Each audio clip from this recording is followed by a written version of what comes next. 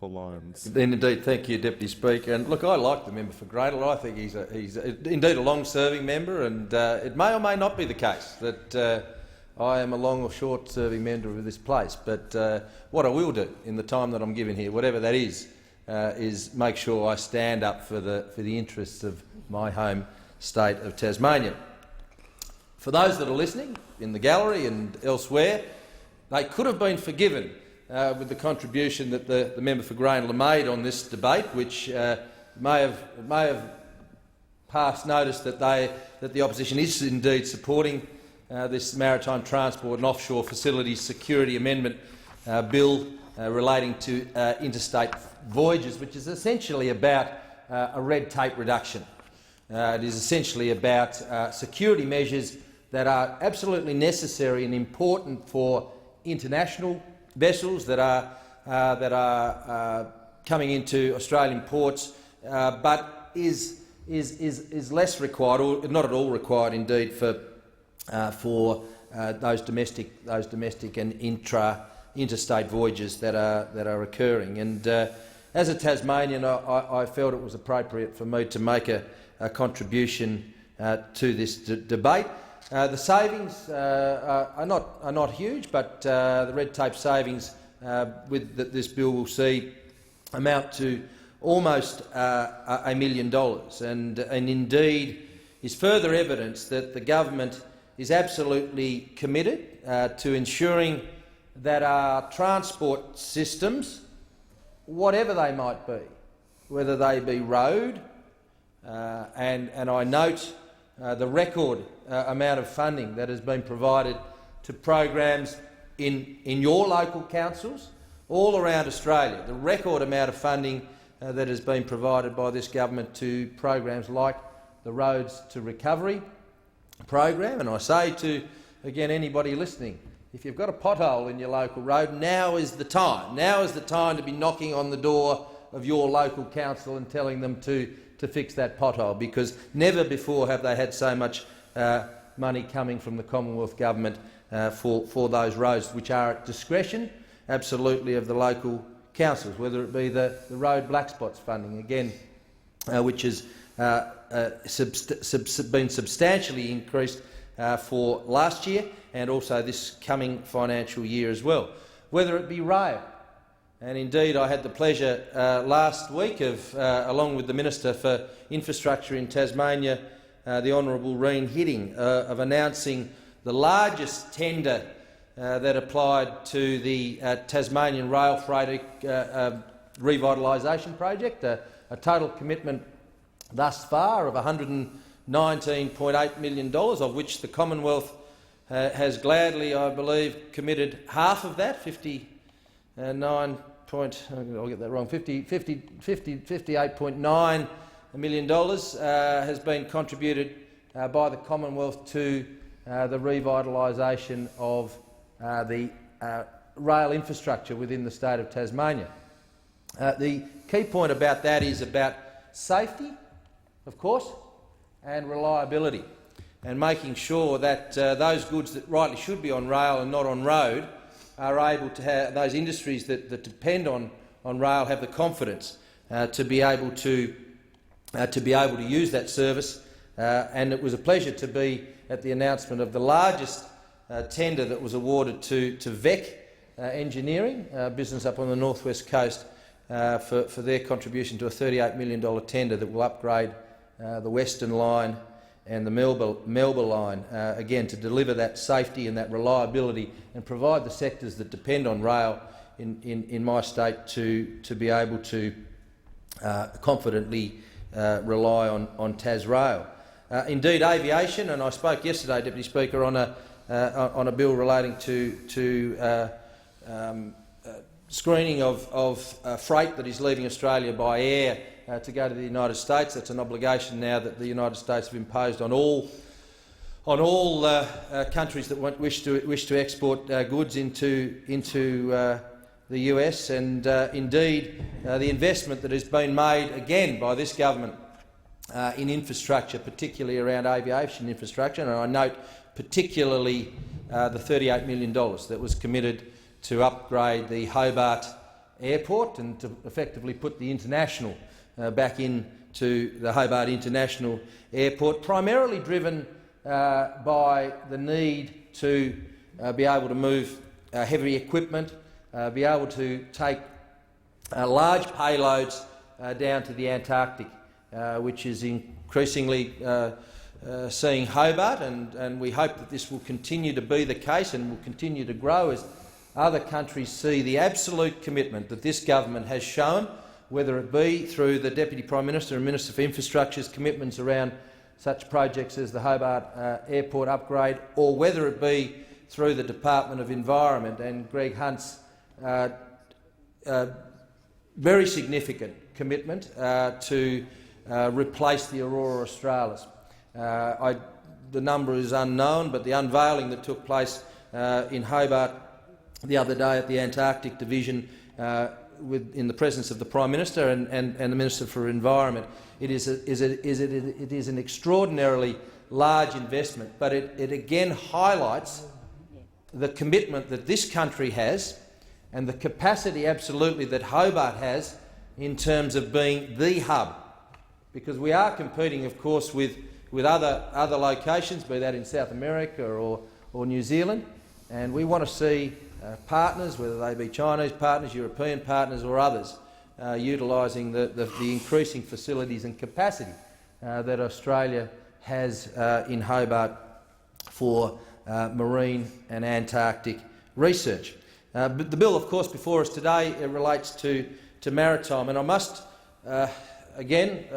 apologise for the member for Graneley, because he once again digressed off the subject, which, as I say, for those that are listening, I must remind them that the opposition are indeed supporting the legislation before the House, but he did digress on to a bill that is before the Senate at the moment and made a couple of points that I should have highlighted in my contribution in the third reading of the previous legislation, and that related to perhaps the most definitive document that highlighted the challenges that the island state and the island nation faces in respect of Bass Strait, and that was the Productivity Commission's report that was conducted on Bass Strait, and that absolutely highlighted, as clear as anybody. And again, if there are senators there, particularly those Tasmanian senators, that have not taken the time to have read the Productivity Commission's view, again an independent organisation of the highest quality academics that this country has, it was damning, absolutely damning of the changes, however well-intentioned, that were made when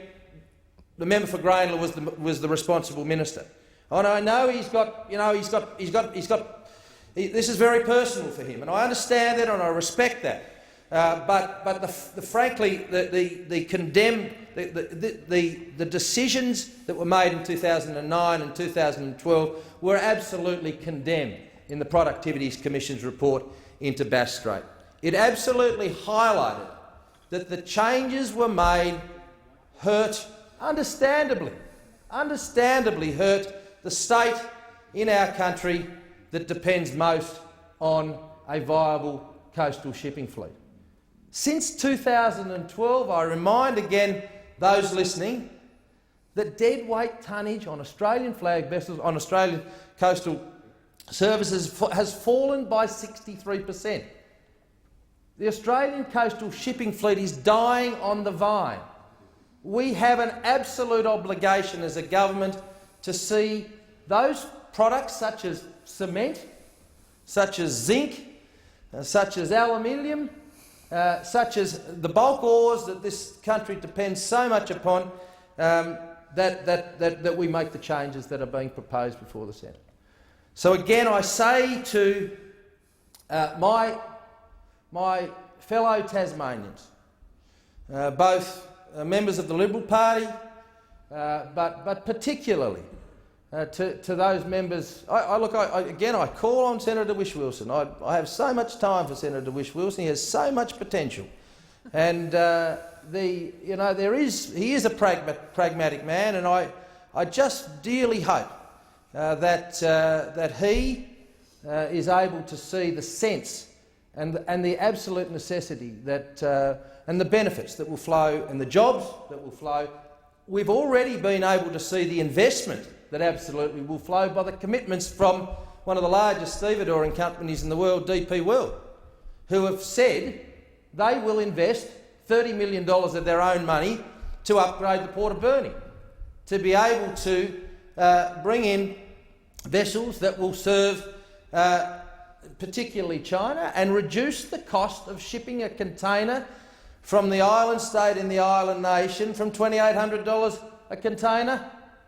to between $1,300 and $1,400 a container. How any of the Tasmanian senators could see that as a bad thing is beyond me. It will create, and they've said publicly, that there will be at least 20 initial new jobs on the Burnie port,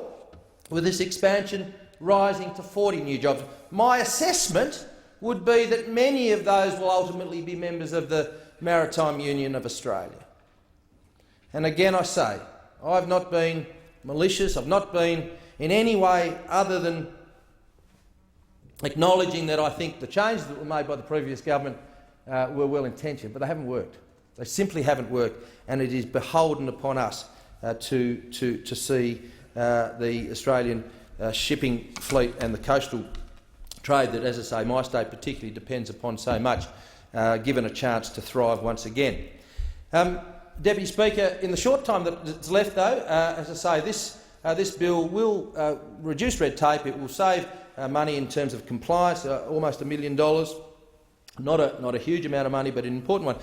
One of those services that is not subject to this particular piece of legislation, though, is the TT line. The TT line, which serves, of course, applies the Bass Strait between Devonport and the Port of Melbourne, that carries passengers from the mainland to Tasmania, and of course vice versa. And indeed, it's been the refurbishment of the two Spirits of Tasmania has just been undertaken by the Tasmanian State Government under the watchful eye of Minister Hidding, and is very much part of the Tasmanian Government's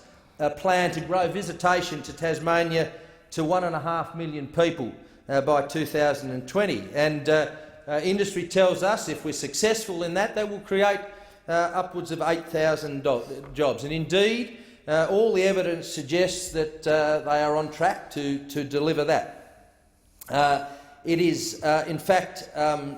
about very much part of the state government, and we're supporting them wholeheartedly in growing its passenger numbers.